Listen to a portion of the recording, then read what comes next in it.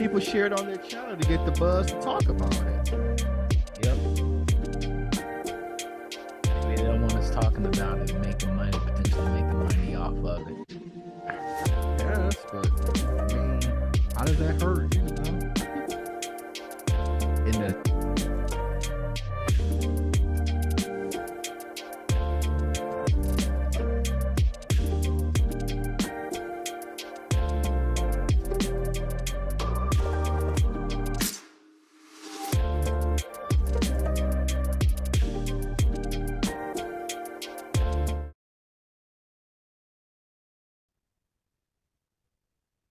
We're back, you guys. We got booted because we were showing the trailer to the greatest movie franchise, and they said, "You know what? We don't like you talking about it any longer, Chuck. So we're gonna boot you off." Why wouldn't they want you talking about it? You're saying nothing but good things about it.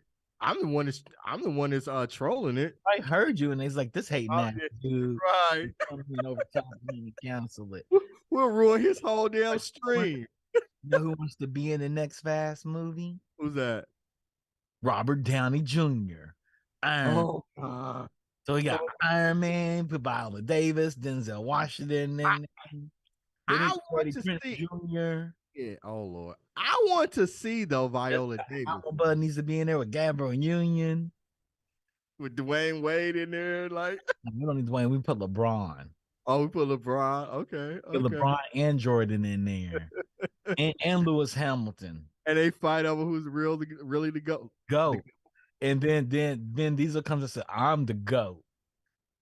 I'm the GOAT. I'm in America's greatest movie franchise." Lord have mercy. Lord have mercy. What? Help me. Help us before we get there. Because I feel like it's not that far off. But I thought I read somewhere that Vin Diesel did say he wanted Robert Downey Jr. to be in the next one. He did. So that means we're getting an 11. We're getting Fast 11. Would you expect a different 11? You seriously thought we wouldn't get 11? I didn't. I figured in a movie every 2 years, Randy. We have. I mean, this franchise is 23 years old. Yeah, man. They a movie 11 right now. Yeah. I think we're gonna keep getting these movies. We've got 10, 11. We've got a spinoff, and we've got 2 animated shows. Yeah, it's shocking. Shocking. This is what America tolerates. No, this is America. Very tongue-in-cheek and saying this stuff, but it's shocking that we have this. America doesn't just tolerate it; they look forward to it. They pursue it. It's gonna be a national holiday soon. Fast and the Furious Day. It's about and family. It's gonna be about a family holiday. Well, I mean, we have May 4th, right? We have May the 4th. I'm assuming Fast will have something tantamount to that here pretty soon. I don't know how they do it. I don't know what they do, but it'll be a part of the lexicon too, because you've got a whole generation of people have grown up with this. It's 20 years old. So when the first one came out, you went to go see it as a 10-year-old kid. You're 30 now. You have your own 10-year-old. Yeah. And they're still making these things. So it's a part of the lexicon. And they can take your child and be like, this movie's about family. And people will buy into it. You sound like you shocked by all this. Just don't like it. I don't want to say I don't like it. I just don't feel a need to go back to the Fast and the Furious universe. I hear you. I hear you. It capped at like movie number 5 for me, and I just haven't seen any of the subsequent ones, and I'm not looking forward to seeing any of the subsequent ones. Well, I think you should start watching them, marathon on the movies, and then it may get you amped, because you'll be like, this is the most absurd thing I've ever seen, but it's amazing. It is what your 8-year-old brain was doing with Hot Wheels. Yeah, I could see that. And it's amazing. It's the stuff we dreamed about. Why are you denying your childhood dreams? Why are you denying that? It's like if Michael Bay did right by the Transformers. It had them all in their little colors. And, Megatron could be a tank. They turned him into a tank eventually. And when they showed it, and by Transformers 5, Optimus Prime died, and we all would have been crying as adults again. Yeah, I would have been fine with that. Actually, I wanted to see that. Yeah. It's just I don't know. It's just I don't know. Fast and the Furious started off as like reality based, and then it just created something like Transformers turning into cars turning into Transformers. It lives in its own universe, and the good Transformers it adhere to the rules of that universe. Now, let's be honest. Did you watch Fast and Furious 1? Yeah, I watched the first. I watched the They first. were driving cars through a construction site, Randy, jumping over pits. What part of reality do you know that's real in? But okay, it's movies though. It's like a James Bond movie. Like it's grounded in reality with some. Or James Bond. It's Mission Impossible now. But Same it, thing. The Man from it, Uncle. We've it seen these movies a million it's times. more than that, and I just cannot get into it. I don't Why? want to see too It much. never said it was real. It's the same as Triple X. It's absurd. So It's you always got absurd. so you go from talking about one bad movie to another bad movie. It's like Belly. No, Belly's real. Belly's it's real. not. Belly's real. Ain't no dude with a perm sitting on the corner eating a banana. But I Nowhere in America. Nowhere in America. Nowhere. it's not, and I'm being facetious, right? Uh-huh. But right, we don't have 12. We don't have Belly 12. Uh-huh. Yeah, we do. It's called Power. And that's what it's called now. We went through Snowfall.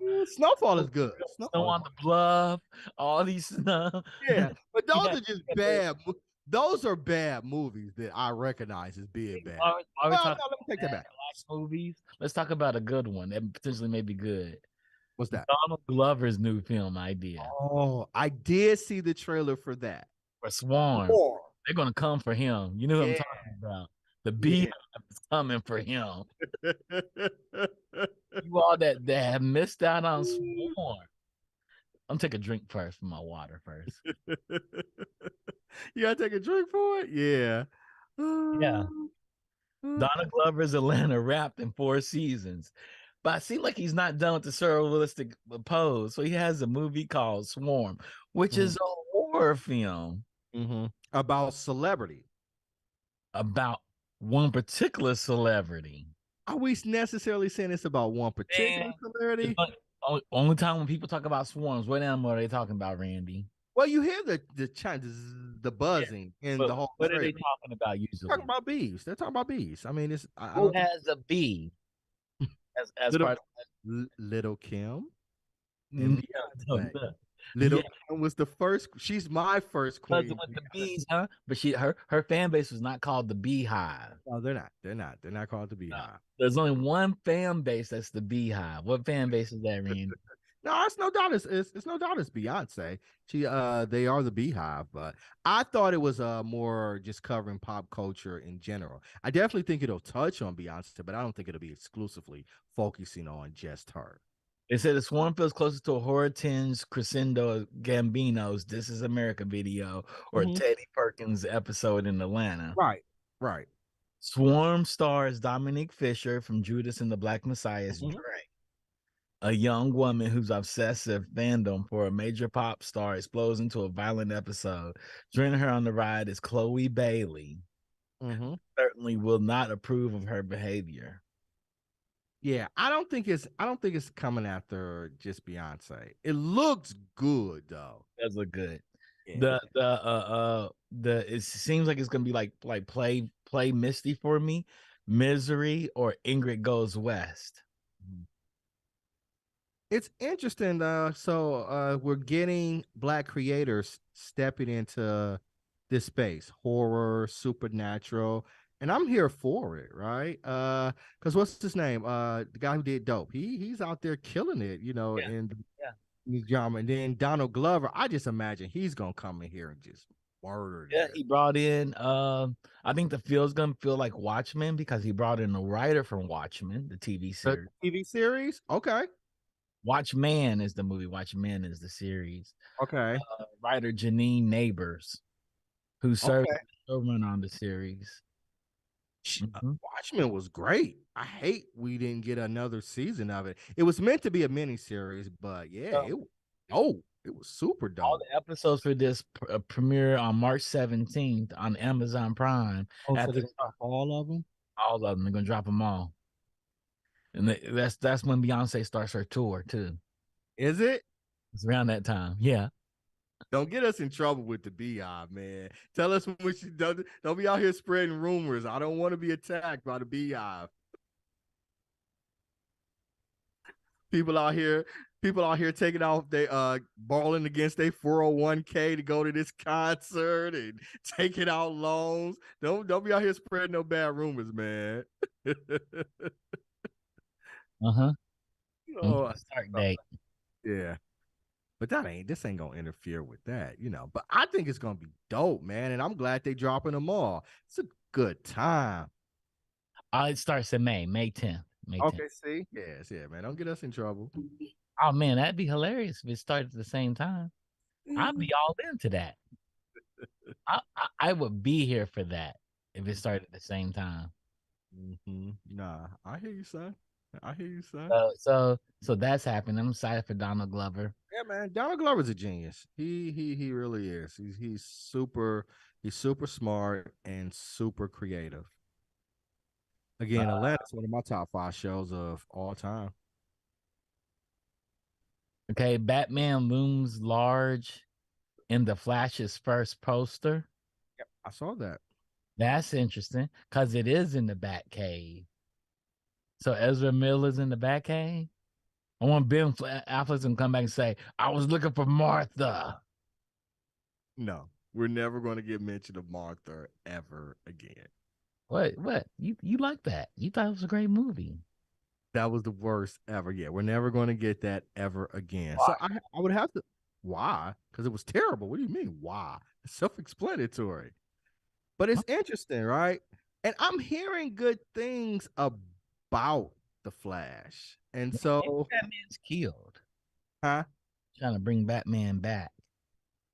Because this is in the same universe as the previous DCEU, right? And that's what James Gunn said. This is it's going to restart everything. He's going to restart. The restart starts with Superman Legacy. That's going to restart it. But he did talk about the Flash and he talked about Aquaman. I think those were the only 2 that he talked about as being carryover. It's interesting. Yeah.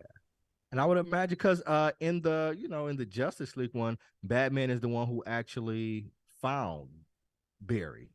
He's the one who tracks him down. Yep. And so, maybe Ben Affleck will make an appearance as Batman, or maybe they do a new Batman. It's going to be, this is completely separate from the Batman, guy. Twilight. Robert Pattinson. Yeah, Robert Pattinson. Yeah, Pat Bat. This is completely separate from that universe, which it should be. He's proven his worth as Batman. He kills it as Batman. Yeah, he does his thing. The movie shorter though. The movie could have been shorter. Oh God, they could have cut 30 minutes off of that damn movie. The last 30 minutes, I was like, why? Why are we still in? Why am I still in this movie theater? Is this thing ever going to end? But no, man, I think we'll see what the Flash does. I think it's going to be great. Actually, I don't think James Gunn would keep it on the slate if he didn't see the potential in it. I agree. Just Ezra was a terrible, Ezra was out here being Ezra, messing up. I think he's doing it though. Because he didn't want to be in Batman anymore. You want to be in it no more. Like, I'm gonna ruin this because I'm an asshole this way. And Warner Brothers just wouldn't let him out of it. It's a good movie. It's a good movie. There's no reason for you to behave that way unless you're really trying to get out of something. It was like a child behaving. I don't know. Be on drugs. That too. But I just thought it was just so over the top. You're in Hawaii beating up on girls. Right. Yeah, it makes absolutely no sense. Being on drugs, you do a lot of things. You get caught in the bed with a lot of plate of cocaine and a dildo in your hand with some women. That's different. That's different than being up in a restaurant. That is. That is. It is. He could have. Nah, I ain't gonna put that on mental health because nah, Don't put it on mental health. That's beyond mental health. yeah, he's just an asshole. Yeah. So yeah, I don't know, but keep with some DC news. just, So, have you heard of RWBY? from Justice League? RWBY, they're not with the Justice League yet, but they're about to be with the Justice League. They're Rooster Teeth original like animated series, and Rooster Teeth was trying to do animation and they blew up. Oh. And it's about Red Riding Hood, Snow White, a Sleeping Beauty, and I forgot who the Y is. It's one of those princesses. And they changed their names. And there's Ruby Rose, Y Shanae, Blake Belladonna, Yang Shou Long. Oh, Yang Shou Long is Mulan. And they made a cartoon about all these prototypes of Disney princesses, and they go around hacking people with axes and weapons. Straight anime. And it's super, super, super dope. They got Juon Arc for Joan Arc. And this is in Warner, a Warner property? It is under Warner. I think it's under Warner, and now they're going to do a crossover with DC. That's the news. I love that. Doing a Justice League crossover. So Warner's is literally coming after Disney princesses? They're like Justice League and RWBY. They're different than Disney princesses. Like they have a girl that plays Pinocchio too. Like she's they're Cinder. Is Cinder? You said Snow White. Snow White. Mm-hmm. That's a Disney princess. Those are old. They're old tales. I know they can take the properties, but they're still aligned with being Disney princesses. Mulan just came out in 2020. If you're saying it's Mulan, well, the old Mulan didn't come out in 2020. Old Mulan's from the 90s. I know, but that's what I'm saying. But they still Disney just literally released a movie in 2020 with that character. So like they can get the IPs because the IPs are so old. They're 75 years old and they don't own them anymore. Yeah. So it's just interesting though to me. Like older than that, they're like old Scandinavian tales. Right. Okay. So the fact that DC is going to incorporate those into Justice League crossover, I find that to be very cool and interesting. Yeah, so they have it's called Justice League, RWBY Superheroes and Huntsman, Part 1. And it's Justice League facing off against a new horror, adolescents. Superman, Batman, Wonder Woman, Flash, and Cyborg, Green Lantern, and Vixen are surprised to find that not only have they materialized on a strange world called Remnant, but they've been transformed into teenagers. Meanwhile, the heroes of Remnant, Ruby, Wise, Blake, and Yang, find their world has been mysteriously altered. That story's been told before. Yeah, it's a Grimm fairy tale. They're going to tell it in the Brothers Grimm world. Yeah. There was even a Justice League cartoon. When the Justice League cartoon was on, they were transported to like a fairy tale world, and Batman, Wonder Woman, and Superman were turned into children. Well, they dropped the trailer for it. We'll watch it after the show. They dropped the trailer for it. You know, what is it just going to be? Like stingy about us looking at trailers as we watching stuff. Be careful. So is it going to be like a video release, or are they going to drop it on HBO Max? Drop it on HBO Max, probably. Because I know sometimes DC does their own animated properties and they don't release it directly on HBO Max. They wait like a year or so to release it on it. They do it for like Blu-ray sales, or you can purchase it. Yeah, it's an animated movie since DC's Rooster Teeth's anime-inspired CG series. So it's done in CG. They may put it up on YouTube, because that's how RWBY became famous, was on YouTube. Rooster Teeth was throwing it up on YouTube, then went to Hulu, and it'll find a home somewhere. I definitely think it'll find a home. I'm just curious where it's going to be released. Do I have to pay? That main image is heavy. Like it shows Ruby with Superman. That main image is heavy. So yeah, I can imagine how this works. Yeah. I'm curious how where they're gonna put it at, because I want to see it. You know, it's their no weird art style. Their art style is like painterly, and it's really interesting. mm-hmm. I was like, Yeah, oh, DC's putting their superheroes in the world there. I wonder if Wanda Sykes is going to reprise her character in Harley Quinn. that would be cool. Cause she's still alive, right? She went back into the book. Yeah, that would be cool. Yep, What was her name? The Queen of, was it Queen of Fables? something like that. Yeah, yeah, She's like Queen of Fables or something like that. Yeah, I think it was Queen of Fables. It'd be nice if they bring her back in. that would be cool. Yeah, in that world to show what it's like. Well, it's gonna be. I think it's gonna be super violent. It's gonna be very violent. That series is violent. Yeah. And then we're going to some Dungeons and Dragons since we're in fantasy and fables right now. What we talking about? Dungeons and Dragons knows a thing or two about game nights. So they're actually gonna a new trailer, a new poster for Dungeons and Dragons Honor Amongst Thieves has been released ahead of the Super Bowl. So I'm pretty sure they're gonna show this new trailer at the Super Bowl. Yeah, it would make sense. I was about to say, why would they release it ahead of the Super Bowl? But somebody might have They just. know that everybody's gonna try to change channel on this trailer, so they want people excited about it. They get the buzz in now, and hopefully people see it on the big screen on their television. Like, yeah, I saw this already. This is a dope trailer. Leave it on. People gonna watch the commercials, fam. That's people They are literally. gonna watch the People commercials. literally tune in to see the commercials. That's Yeah, yeah, it's gonna be very interesting. yeah. I feel like we've been getting trailers for this movie for a year. I mean, they made a big announcement during Comic-Con last year. Right. That's over a year. So it's like I feel like Not over a year yet. I mean, this is about right. This is about right. I just feel like I've been hearing about it and hearing about it and hearing about it. And I just want to say, I just want to see this damn movie. Like, release the movie. All we do, we all want to see the movie. We all want to see the movie come out. You know, they did talk it up. We all want to see Honor Amongst Thieves. And I thought it got pushed back for a little bit. There was some and that's what I'm saying. Like, why do we keep doing this? And it's so funny. We don't see a lot of Hugh Grant anymore. Like Hugh Grant was like he was in all the press spots, the press junkets, drunk or high the whole entire time talking crazy. And we don't see him in the trailer that much. I find that interesting.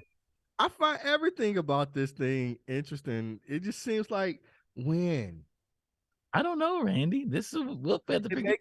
It makes me suspicious. It does make me suspicious too, but I'm here for it. It's not the greatest movie franchise of all time. They should come with that with the 11th movie, Fast and the Furious D&D, the Dragon Cars. Oh God! What? What? I thought we were done. I thought. I hope no. It can't happen, and it's not going to happen. It's not. You know, Torero goes into a coma in a car wreck, and the whole movie takes place in his mind. Then D&D and Transformers. Well, the Funk said Hugh Grant was just in a romantic comedy on Netflix. He played James Bond's partner. Okay. Small role though. Okay. Okay. The Funk said they should put all the D&D loving muscle men in a movie. They're halfway there here already. See, it's Fast and the Furious. Grab all the muscle men, grab them all, throw them in one movie about some dragons. We would all be in for it. You know, who wants to see a car jumping off a cliff into the mouth of a dragon? We all want to see that. You trying to tell me you don't want to see that? Are you seriously telling me you don't want to see? Telling you, I do not want to see that. I'm literally telling you that.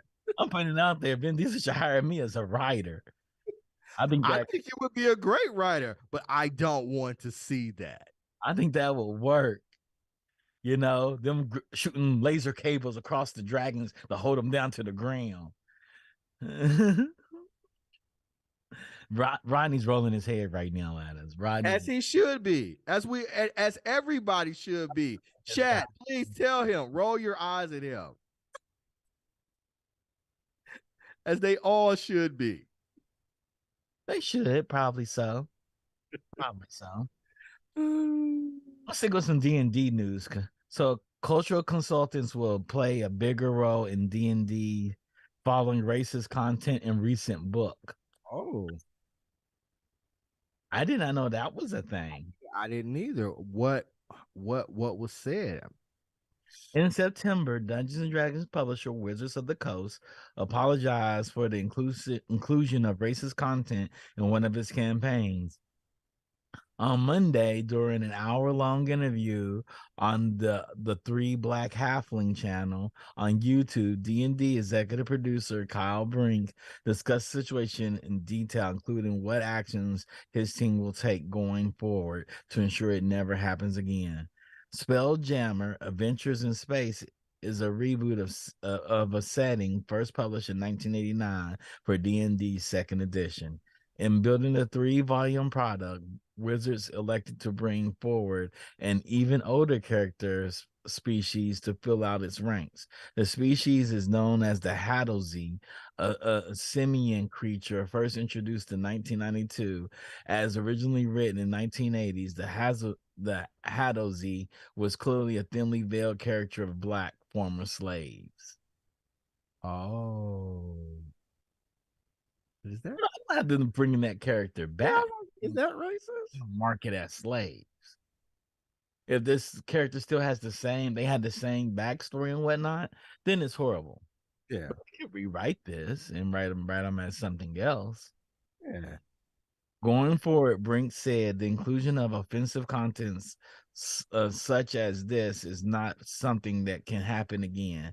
That's because every word published for D&D since Spelljammers: Adventures in Space is reviewed by multiple cultural consultants, professional sensitivity readers whose feedback is integrated into the editing process. You know what I'm going to go do? What's that? Go buy this original book because some race is going to buy it from me in 10 years for like $100 million. I mean, I should get paid off this, right? Pure Braden. Hi, Pure Braden. How you doing today? We're up here having happy hour. What you drinking on, Randy? I'm not drinking anything tonight. Nothing for happy hour. Man, I'm the only one drinking for happy hour. Drinking water. It doesn't mean I'm not drinking though. That's exactly what it means. You trying to drink shame me? You drink shaming me? Is that what you trying to drink shaming? You said, "Oh, am I the only one drinking tonight?" Like you're drinking water. I'm drink shaming because you're not drinking. You're supposed to be drinking. The funk came in and said, I just got home with a chocolate frosty. You got a chocolate frosty. You didn't get the strawberry one, the funk? You didn't get the strawberry? Really? Not the strawberry one? Pure Braden told you. He said, he said what? Braden said hi. Oh yeah. I saw Bellini earlier. I didn't know they put Bellinis in a can. That's so fancy. Me neither. Man, what white woman buys the Bellinis in the can? I wonder who that is. They made that for her. You know, Bellinis are delicious. They currently don't have the strawberry frosty in season. I didn't know it was a seasonal thing. I happened to see it on the menu and I pulled up and said, I'm getting me a frosty. Man, let me tell you something. Me and Derry don't get along. Me neither. I mean, we get along. It's just, boy, it's gonna be there were people around me. I was in my house hooting all night after that frosty. It was bad. I said, they didn't make this with oat milk. Ain't a bad idea though, for him. Yeah. That ain't a bad idea. And my favorite person has a new something new going on. Who's that? Owen Wilson channels his inner Bob Ross in the first trailer for Paint. The first trailer for Paint shows Wilson playing a very Bob Ross-like character, right down to the large hair and calming asides. But the movie technically about a fictionalized version of Ross named Carl Nargle. The film follows Nargle's rise to become #1 cable access painter in Vermont before being faced with a young rival who threatens his place. So did you ever watch him back in like the 80s? Bob Ross? I love Bob Ross. I watch Bob Ross now. I don't watch him now because He's amazing. You yeah, should. That's one of the first things you should put on YouTube. I go on YouTube, like, man, what I need to calm me down from all the antics in my head. You know what I do? I turn on Bob Ross. really, Happy mistakes, Randy. yeah, I loved Bob Ross, and I checked out this trailer. And when I saw the trailer, the first person I actually thought about was you. That's because I know how you despise Owen Wilson. But I was like, I thought I he. don't despise Owen Wilson. I just say if I see him in the street, I'm gonna punch him in his nose. So you like people? So that's the people you like. People you want to punch in the nose. Those are I people do you it out like. of love, Randy. I do it out of love, and the commemorating him that he really acts all the roles very well in his movie. But anyway, I thought of you. But the trailer to me looked really good. I thought he really channeled. Oh. Bob. I kind of felt Owen Wilson in Loki. Mm-hmm. Felt a little better about him. But when I went back to watch Wedding Crashers, it just makes me want to violently attack him again. That's the greatest movie ever. Yeah, about him in it though. With him in it. What are you I talking don't like about? him. I don't like his character. I don't like anything about him. Or Shanghai Noon or Shanghai Nights. He's the same character from there in Wedding Crashers. He's the I, same exact character. I love him in Wedding Crashers. Oh, I'm ambivalent about Wedding Owen Wilson. Crashers made me want to tackle him. I said, "Here it is. You're playing against this all-star cast here, Owen Wilson, and you're the weakest link." The movie was about people crashing weddings to sleep with girls. What He was the weakest link in Wedding Crashers. I'll put them all on the same level. No, They were no, even no, across the board. no. Vince Vaughn crushed him, bodied him. Vince Vaughn was on the level of Denzel Washington. Oh God! Don't you ever put those two people together in a sentence? Against DMX and Belly. That's how far distant they were. Isla Fisher was just Isla Fisher in it. I She can't believe we got Owen Wilson and Denzel Washington Adams. comparison. Adams killed it in that movie, Randy. I thought they were all the same. I thought they all Killed it in that movie, Randy. I thought they contribute to Donald killed it in that movie. I thought they all contribute to the film. Nah, go watch that movie again. I love what I mean, dude. I've seen Wedding Crashers hundreds of times. The funk came in, said Isla Fisher is in the new Lord Miller movie. Yeah, I'm gonna watch it. I watched Wedding Crashers for Isla Fisher. I wanted to marry her after that movie. Yeah, I just like I like Wedding Crashers. I just think it's hilarious, man. I Yeah, never thought until I heard you say how badly you hated Owen Wilson. I never thought about him like that. I still don't. I like Owen man, Wilson. he triggered me in Shanghai. I think it's Shanghai Noon. And I was like, I want to beat him up. I just want to beat him up. You need to talk to somebody about this. What's up? You need to talk to somebody about this.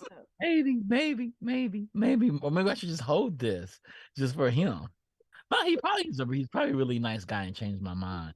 But once he starts sounding like the guy from Wedding Crashers, I'm gonna tackle him. I'm going to spider monkey his ass. Lord have mercy.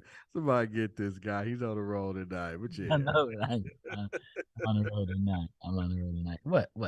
You make it seem it's not bad. Yeah, no, but no, man. I don't have any problem with on how do we get on? Bob Fisher. Yeah, so yeah, no, the trailer looks really good, man. Bob Ross. The trailer looks really good. This may make me change my opinion of Owen Wilson, but somehow I think he's gonna muck it up. He's gonna muck it up. He doesn't. From the trailer, it looks good. So I reserve judgment until I see the actual movie. I'm gonna go watch the movie Owen Wilson.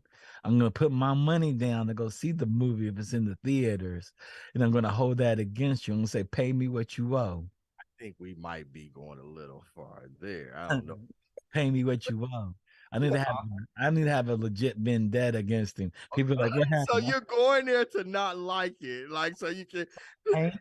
and I didn't like it. So when I told myself if I ever saw him, I'm gonna beat him up until he gets. So to sustain this animus that you have against Owen Wilson, you're gonna go see the movie, be like, I paid $20 to see it and it was trash. That's why I don't like you, Owen Wilson. Couldn't do that. No. But I just don't like. I think his characters are the same. Most of them. I wouldn't disagree with that, but I think for what he does, White men like with so much hubris and they don't know anything. Like you're an idiot. Yeah, no, they don't. I think that's his whole. I think that's his whole stitch. Yeah, it is. I think he played too many roles that way. Even Ben Stiller has different roles. Yeah, he was different in Loki though. Like Loki was so. He saved me in Loki. And he tried to do that one serious movie. Didn't it take place in like Syria or something? Did he? It was a movie where his family went on vacation, and I guess it was like a coup d'etat that took place over there. That's right, he did. I haven't watched it though. I haven't seen that either because honestly, the white guy with hubris and acting like an idiot the whole entire time. And yeah, the fake saves the day. Yeah, and those type of movies annoy me. That's what makes me angry about those movies he does. Like, he seems like a pretty cool dude though overall. Yeah, no white savior movies. No. Yeah. So Japan Spirited Away stage play is coming to America. I have to get tickets for that. That sounds exciting. Well, for the people who don't know, what is Spirited Away? Spirited Away is a Miyazaki film, Hayao Miyazaki, and Spirited Away is one of his critically acclaimed films. And so Spirited Away is about this how can I sum up this movie? I'm gonna look it up because I want to do it right. Yeah, this is the first that I'm hearing. It's like this little girl's in this little demon world, but it's not. It's like she goes there to be like a housemaid, and she's just there chilling, working. It's really weird. And so, is it very popular in Japan? It's very popular everywhere. Okay. Anyway, you haven't watched any Miyazaki's films? So Miyazaki's very interested in storytelling, right? As he's making the film, the story tells itself. And the story can end up anywhere. The story can be just somebody's incident part of their life. There's no traditional plot to the story. Things are just happening. And you just watch it unfold. Because as he's working on it, that's when the story comes to him. Okay. And it's about Chihiro, and she goes to this hotel that's filled with like spirits and demons and stuff, and she's working in it, and it's polluted, and there's a lot going on in it. They won the Oscar for Spirited Away. Oh, I didn't know. Yeah, Disney Weinstein won the Oscar for Spirited Away. Okay. It's like in the bathhouse. She meets this creature that is in a black suit with a mask over its face. It ends up eating a lot of things. Like things just happen, and that's how most of his stories are. They're like high fantasy concepts. Okay, I am going to have to check that out. Get to watch Spirited Away. Yeah. Have you seen Princess Mononoke, man? I haven't. You should see. Now you're making me feel bad. Oh man, he has hits. He has done better animation than Walt Disney. I would say you're making me feel bad because I haven't seen them. Oh, Studio Ghibli? Yeah, I mean, he's a he's a world treasure. Mm-hmm. I'm trying to see where can I find it at. On HBO Max? It's on HBO Max, okay. All of them. It's on HBO Max or Netflix, the whole entire library. Okay. He has like tons of work. Okay. Yeah, it's on HBO Max, and yeah, pay for it on YouTube. Been animated since 1963, Randy. Christ, really? Yeah. So he's been sharp. Okay. Yeah, I'm gonna check this out. He's the writer director on most of his feature films, like the Castle of Cagliostro. He did it in 1979, and that car chase scene is magical. It's wow, it's mind blowing. Where Disney was recycling a lot of animation. Nah, not him, not Miyazaki. And he's personally takes his pen to like 80,000 frames of animation. He touches up everybody's work. Yeah, it sounds dope. I'm going to My Neighbor Totoro, Kiki's Delivery Service, There's lots of them. Howl's Moving Castles, Ponyo, which there's a whole lot of, and they're all kind of weird. They're all kind of weird. Totoro is very popular. You may want to watch it with your daughter. Totoro. Wow. Nausicaa is my favorite. That is Rodney's favorite. Nausicaa is his favorite. Nausicaa is dope too. The Valley of the Wind is pretty dope. And all this stuff has like secret meanings like World War II and Vietnam and stuff like that. They all play in the world of realness. And they're all there actually giving messages in his films. But he does a film, he has a bio. They have a documentary on him as well. And he says, I don't start with story as the driver. I start with the characters and how those characters live, and wherever they end up is where they end up. Because people like Ponyo, there was no conclusion. He was like, why there has to be a conclusion? Because in real life, there's not always a conclusion. Yep. I support that kind of thinking. Very I Japanese. think that's just in a very American type of thing. We always want a resolution at the end of every story, usually a happy ending or something like that. But sometimes, a lot of times in life, there's just no ending. So it just ends. We're Yeah. just capturing a moment in time. In He our has a story. documentary, Never Ending Miyazaki. They have a if you go to Japan, they have a library, they have a theme park named after his animation. He's dope. He's dope. And it's just wild stuff. You're like, wow, whose imagination moves like this? I get it. Yeah. I think we'll probably end there because I like to end on a happy note. That's a good story. I'm with Yeah. that. And gives you some things to look at. Because, I try to introduce people to Miyazaki because it's different from anime. He's complete animation. Anime, you have to think of budgets. You got to think of frame cuts and stuff like that. You have a very small budget per episode, so you got to figure things out. Where animation, they're like, you're like Walt Disney, do whatever you want to do. And he's innovated animation. Like his contribution to animation is like Spike Lee's contribution to film. Like Spike Lee created 72 film shots that had never been shot before, and people don't know that. Okay. All Yeah, right. he's like that, where he's an unsung hero, where he's done a lot of interesting work that's never been done before, but nobody talks about all his contributions to animation. Yeah, because I wasn't familiar with it, but yeah, this is gonna be on the to watch list. God, there's so much good content out there. It's so hard to find time if you miss something. Yeah, there's a lot of good content. And his stuff is something you want to see. Matter of fact, Rodney just put in the chat. Let's end on Moon Girl. I didn't know there was a Moon Girl article down here. So Raphael Sadiq wants Moon Girl and Devil Dinosaur music to move you. So Raphael Sadiq did Moon Girl and Devil Dinosaur music. That their theme song, the intro song, is dope. Yeah, it's super dope. Just as a regular song, and I'm super excited about Moon Girl. Yeah, I'm excited. The series starts very shortly. It's like February 15th, right? Or 14th, Yep. or something like that. Yep. And I think they dropped the first 6 episodes. I thought they were dropping them all at once, but I don't think that's right now. Yep. And Raphael Sadiq first signed on to Moon Girl and Devil Dinosaur executive music producer, which makes the first song so good and upbeat because he makes really good upbeat, feel good music. Yeah, Raphael Sadiq's a good composer, like because he was the music person for Insecure. Yep. And he really captured yeah. He was the what's the word I'm looking for? The musical composer. Yeah, composer. So yeah, he was the composer for Insecure. Like he was in charge of all the musical choices for it. And I thought he really captured like 2023 LA, it was real good. Raphael Sadiq's first group was Tony Tony. Yeah. And the world great Tony. And he went to Lucy Pearl. Uh-huh. And so yeah, stuff he's produced for people. Yeah. Raphael Sadiq is a whole legend out here in these streets, man. He ushered through the neo soul age. Yeah. Usher that in. So yeah, I'm really excited about this. Yeah, he's a whole. He wants music to move you. So I'm really excited to watch this show, and I hope it's set to music. Yeah. Yeah. Yep. And it's supposed to be a part of the MCU from what I heard. I don't know if it's true or Yeah, not.